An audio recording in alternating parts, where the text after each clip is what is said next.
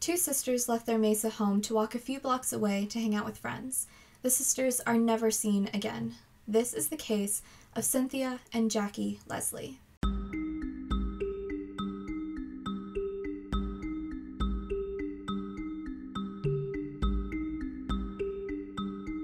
Real quick here, guys, long time no see. I might talk a little bit more about that at the end of the video.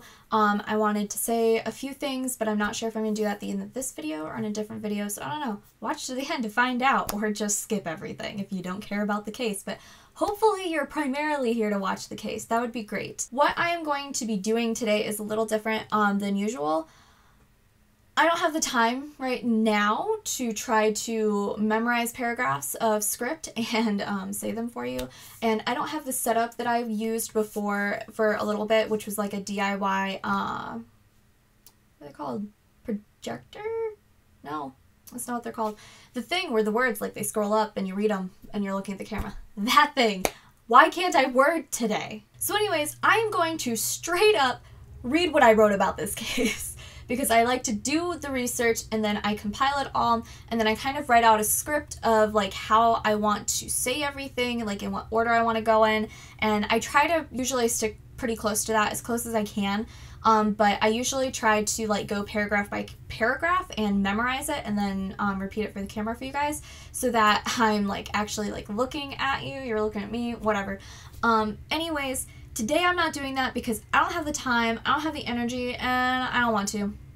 So there's that, but I wanted to get a video out and I've been wanting to cover this case for a long time. I have had it ready to go for months, but I needed to step away. Like I said, I'll talk about that later. So I am just going to pick up my handy dandy laptop right here and I'm literally just going to kind of read the case and also talk through it with you guys. So I don't know, I guess maybe we'll get a little bit of John Lorden vibes here, you know, because he's always kind of like looking at the articles and reading them to you and all of that, which is awesome. I'm so glad that that kind of setup works for him. This is not, this, like where I'm sitting is not my usual for some of my past videos. I just needed to get things set up enough that I could record a video, because that was the whole point, to get a new case recorded and get it edited and posted for you guys, because it's been a really long time. So please excuse all of that stuff. I will talk more about things later. Right now I'm going to go through this case. This is the case of Cynthia and Jackie Leslie. This happened in Mesa, Arizona, and that's actually not too far from where I am because, as you guys might know, I'm in the Phoenix area.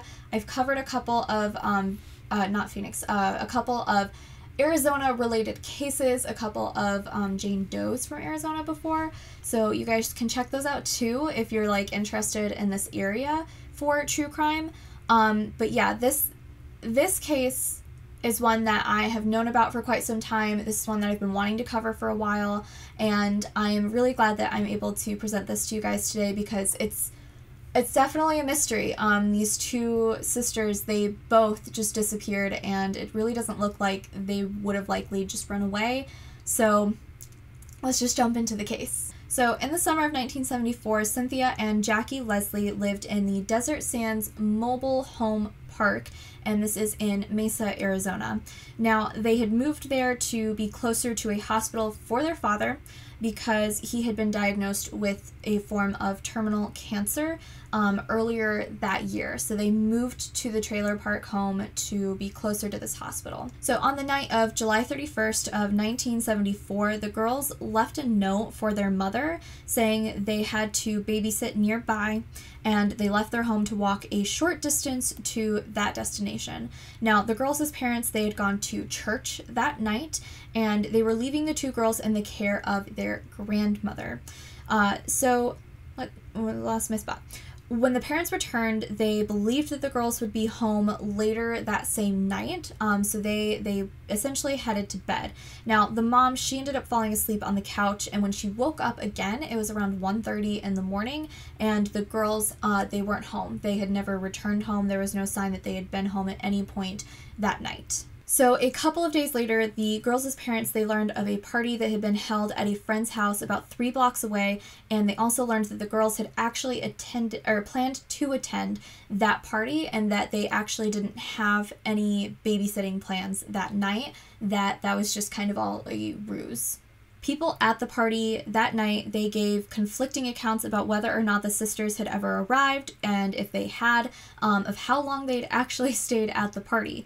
So investigators believe that the girls disappeared within a 3-block radius from their home to that party. It's kind of unsure if they disappeared on their way to the party, maybe on their way home, or from the party. But they believe that within that 3-block radius from their home, they believe that that is where they disappeared from. Now, that area is filled with shops today, but at the time of the girls' disappearance, there were a number of groves and cotton fields, and the police, they searched these for any evidence as to what could have happened to the girls. They never found any of the girls' belongings, and all of their personal belongings had been left at home. So according to the girls' mother, Irma Prue, Cynthia didn't even take her glasses or her contacts that night, which she needed to see. I don't know how well she could see without either her contacts or glasses. I would assume well enough to get to a party and just kind of hang out and go home. But they were something that she would need on a pretty regular basis to be able to see well enough to do tasks, essentially, is what that's kind of what I've gotten from the research that I've done. According to Irma, the girls would never have left on their own, especially while their father was very ill, because they were both really close to him. Irma also believes that the people at the party that the girls were going to, that they were likely the wrong crowd, and that their daughters may have ended up being in over their heads at the party that night. It is believed that Cynthia may have wanted to attend the party to see a boy whose specific identity has never been revealed. The police have never made that information public, probably, just to, protect a minor. There also probably wasn't any direct evidence linking that person to the crime or anything, so that's probably why they didn't share that information, just to avoid potentially ruining someone's life without any form of evidence. So some reports claim that the girls' father had asked Cynthia not to associate herself with this boy, and there were also reports stating that a friend had told Cynthia to not get involved with that boy either. So either way, it is believed that Cynthia was going to see the boy at the party, and he was likely someone that people in general just didn't approve of. One of the possible theories for the girls' disappearance is that Cynthia had decided to leave with this boy she had planned to see at the party, and that she had, for some reason and somehow, convinced her sister to run away with them. This would likely have been because her parents didn't approve of the boy, and they had possibly asked her not to see him again.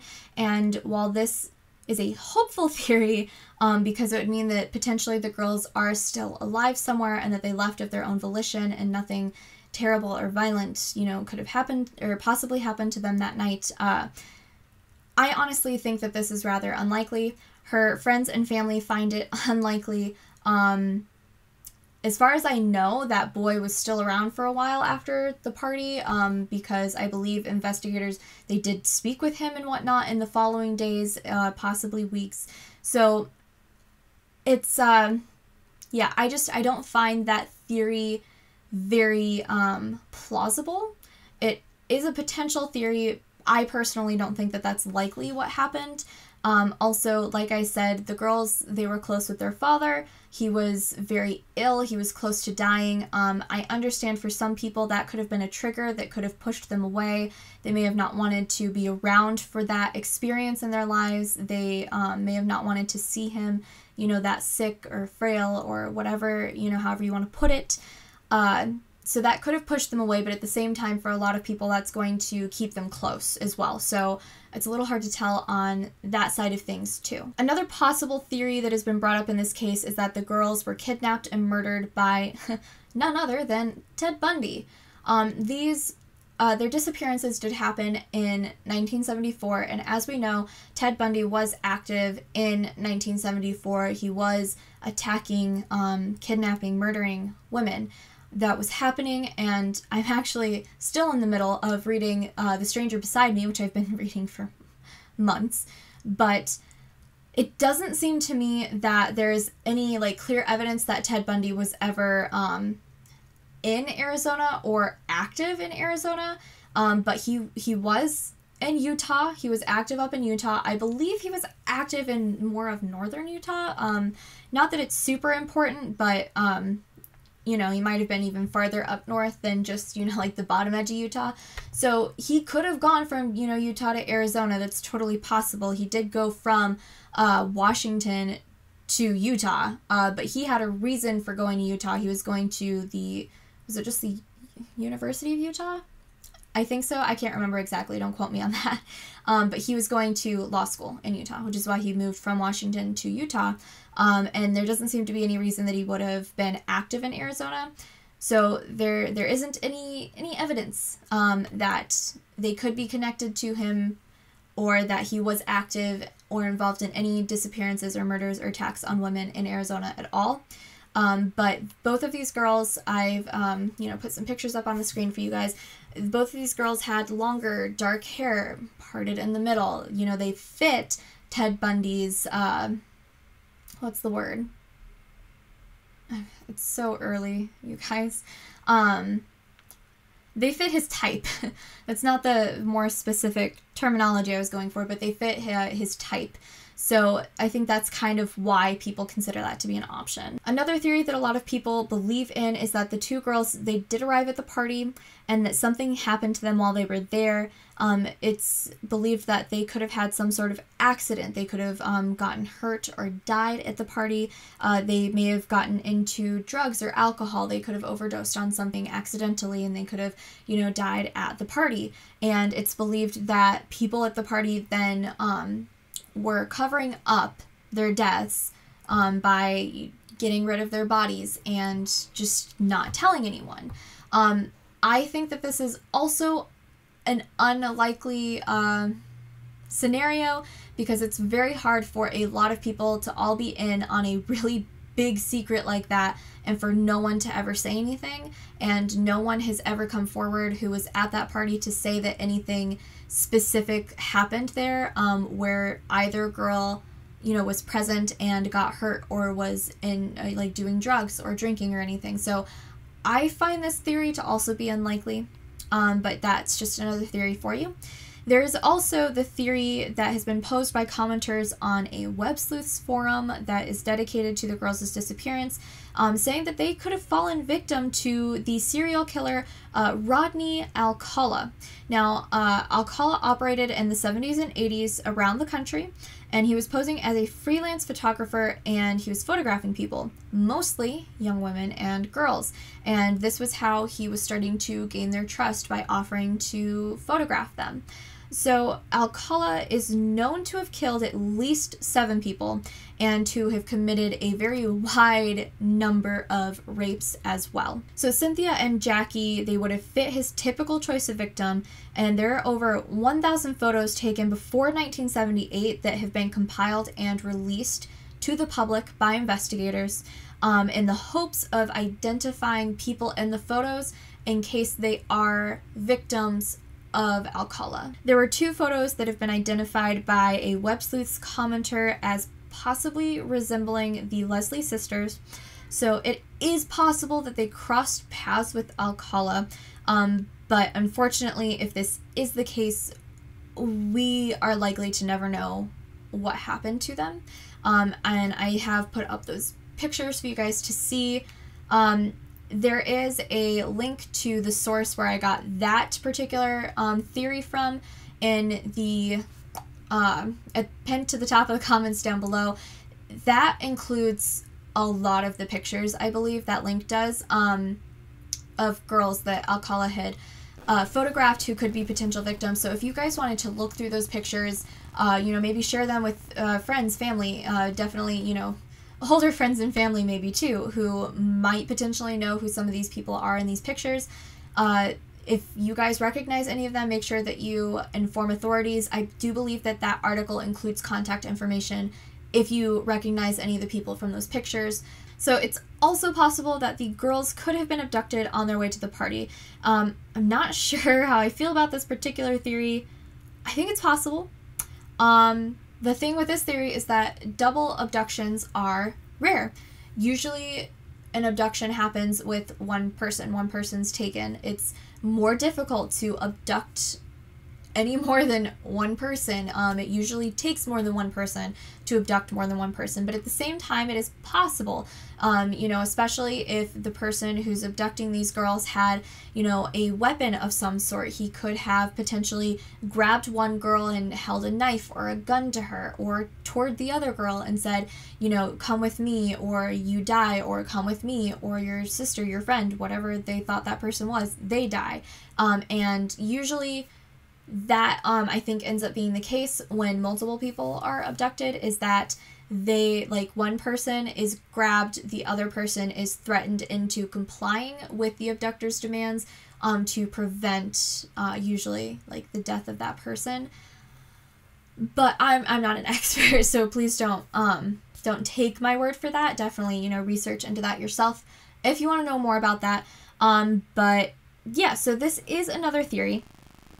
But unfortunately, the police, they would not file, this is the part that really upsets me, they wouldn't file a missing persons report until it had been 24 hours.